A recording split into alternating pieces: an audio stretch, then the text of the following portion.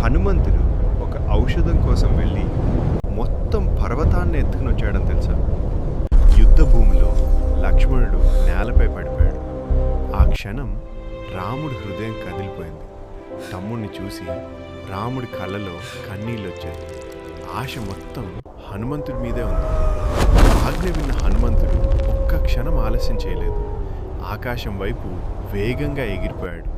సంజీవని ఔషధం కోసం పర్వతాన్ని వెతికాడు. కానీ ఏ ఔషధం అనేది గుర్తుపట్టలేకపోయాడు. ఆ క్షణంలో హనుమంతుడు ఒక గొప్ప నిర్ణయం తీసుకున్నాడు. ఒక్క ఔషధం కాదు, మొత్తం పర్వతాన్నే ఎత్తేశాడు.